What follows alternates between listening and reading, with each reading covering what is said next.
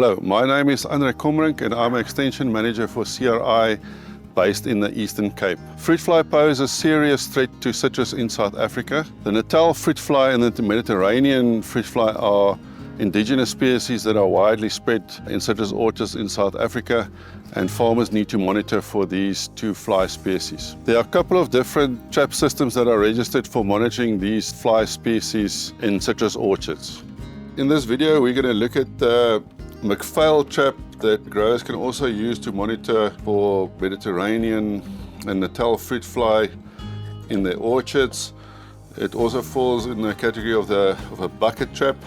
Pretty simple system. It comes with a translucent lid, the bucket receptacle here where the fruit fly collects that you are catching on your weekly base that you'll be monitoring.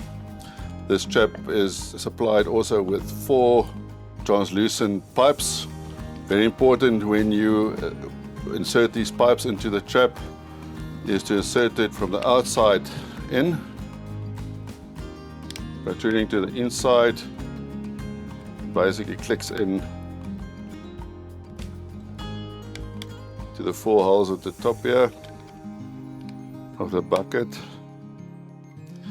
And the reason for inserting them from the outside in is this way the flies find it very difficult to escape this trap. If you were inserting it in the wrong way from the inside out, it's fairly easy for the flies to escape. So with this trap, the way in which the flies enter the trap would obviously be through these 4 holes with the pipes here, with the translucent pipes here, and it's also got like a funnel shape entrance at the bottom here, and the specific design for this is so that the flies find it very difficult to escape the trap after they've entered it. And as I said, it comes with a lid, and the lids just in this case just get pushed on. There are various variations of this trap. And then in loading the trap, we first have to insert the DDVP dichlorphos insecticide block. Just insert it into the bottom of the trap like that.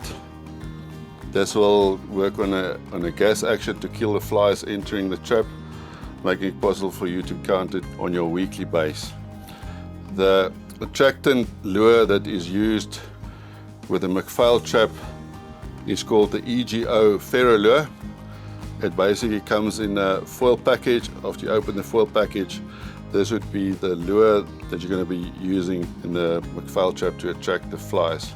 So with this McPhail Trap, it comes with a basket receptacle in the lid here. Basically, take that off. The lure gets inserted into the basket and it gets clicked back on, making sure it's secure. The McPhail Trap with the EGO Ferro Lure will be attracting male flies of the Mediterranean and the Natal fly species.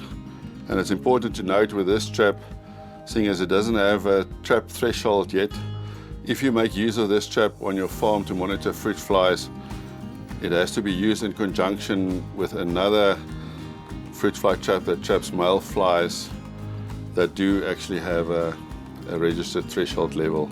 This trap also comes with this plastic attachment here, which is basically what we're going to use to hang it onto a branch into the tree.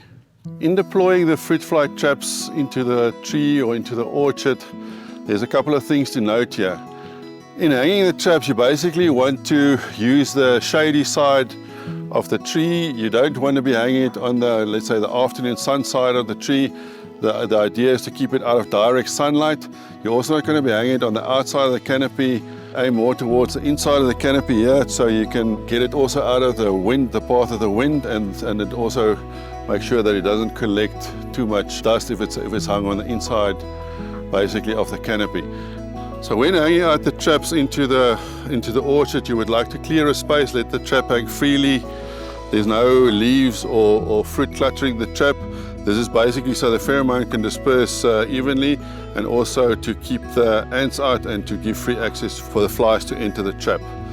Important also to note when hanging out this trap into the orchard is on the wire part here that you're going to use to hang it onto the branch. We basically want to keep the ants out of this trap. because the ants will enter the trap and remove the flies that you are trying to count on a weekly basis, which is not what we want. So a good means to do that would be to put a grease, or we recommend a petroleum jelly, just to coat a piece of the wire here. When you hang it into the tree, in so doing you'll basically keep the ants from entering the trap and removing your flies.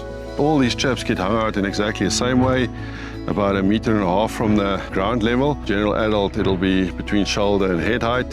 In terms of hanging out the traps in the trees as well into the orchard, we prefer that it doesn't get hung in the middle of the orchard. We prefer that you hang it out on the outside 2 to 4 rows of an orchard, so it's basically covered almost like the outside boundary of the orchard.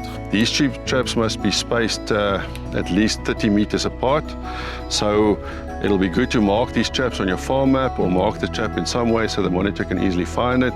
Another way would be just to deploy it in a sort of a grid system that makes sense to the individual farm or farmer, making it easy for him to monitor these traps on a weekly basis.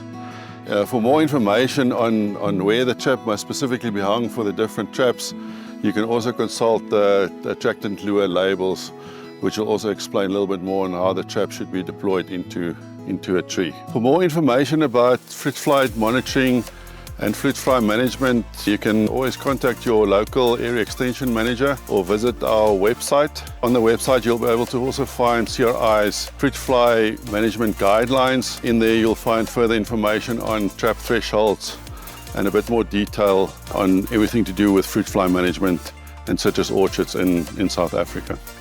Thank you.